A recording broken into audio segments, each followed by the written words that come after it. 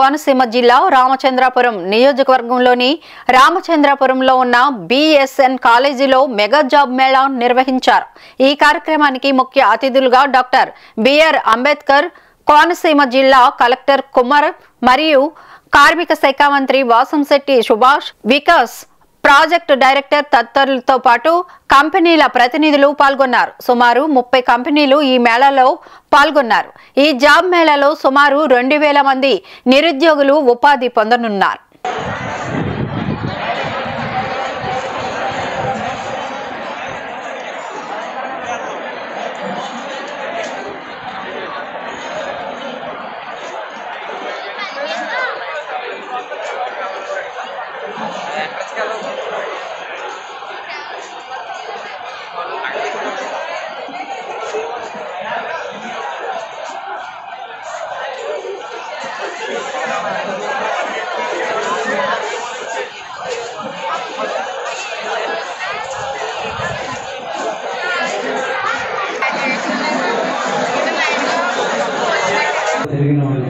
ఈ రోజు సుమారు $50 మిలియన్ కంపెనీకి సీఈఓగా ఉన్నాను.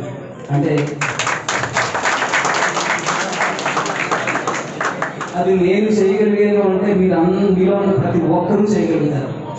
చేయడానికి కావాల్సింది ఏంటంటే మీరు కష్టపడి, మీరు ఏ రంగంలో అయితే సెలెక్ట్ చేసుకున్నారో వర్క్ హార్డ్, కష్టపడి ఆ రంగంలో నెంబర్ 1 అవ్వాలి, కసిగా నేర్చుకొని చేయాలి. దానికి చక్కని అవకాశం ఇక్కడ ఈ కొత్త నాయకత్వం, బిఎస్ఎన్ కాలేజ్, ఈ కాలేజ్ ఎన్విరాన్మెంట్ ఇవన్నీ ప్రొవైడ్ చేయగలుగుతున్నారు. గత 10 సంవత్సరాలుగా India is exponential growth, the growth story of India ప్రపంచం అంతట్లో మారుమోగిపోతుంది. కానీ ఆంధ్రప్రదేశ్లో ఇప్పుడు సుభాష్ గారు లాంటి యువకుల నుంచి వస్తే ఈ యువ నాయకత్వం ఆ గ్రోత్ స్టోరీలో పార్టిసిపేట్ చేసే రైట్ మూమెంట్ వచ్చింది. సో వాళ్ళు కల్పిస్తున్న అవకాశాలను అందిపుచ్చుకొని మీలో ప్రతి ఒక్కరూ కూడా ఎవరు తక్కువగా అందరూ అక్కడ మొదలైన వాళ్ళు. రత్నంపేట స్కూల్లో చదివాను నేను, ఇంగ్లీష్ మాట్లాడడం వచ్చేది కాదు, కష్టపడ్డాను. అందరూ కష్టపడితే ఎవరు కష్టపడినా కూడా ఎవరికైనా కూడా అవకాశాలు వస్తాయి, విజయం సాధించగలుగుతారు. అంచేత ఎంప్లాయిడ్ వాళ్ళు కింద చాలా రకాల పొజిషన్స్ ఓపెన్ ఉన్నాయి. మా కాకినాడ, హైదరాబాద్, చండీగఢ్ ఆఫీసులో. సో నేను మీ క్వాలిఫికేషన్స్ని బట్టి అక్కడంతా హైర్ చేస్తాను. అందరికీ నమస్కారం. ముఖ్యంగా కలెక్టర్ గారిని ఆహ్వానించిన తొలి కార్యక్రమం ఇది. కలెక్టర్ గారు వచ్చిన తర్వాత రామచంద్రపురం కూడా రావడం ఇదే తొలిసారి, ఆయన్ని కలవడం కూడా ఇదే తొలిసారి.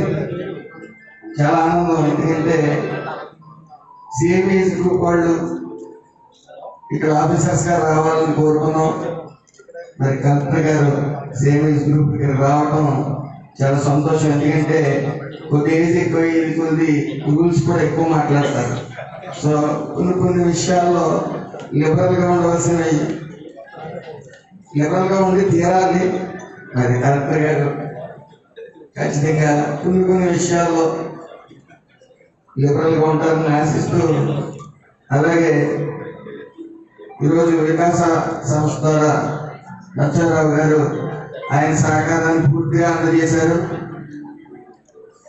ముఖ్యంగా మీరందరూ కూడా లాస్ట్ టైం ఎలక్షన్లో చాలా ప్రముఖ పాత్ర వహించారు.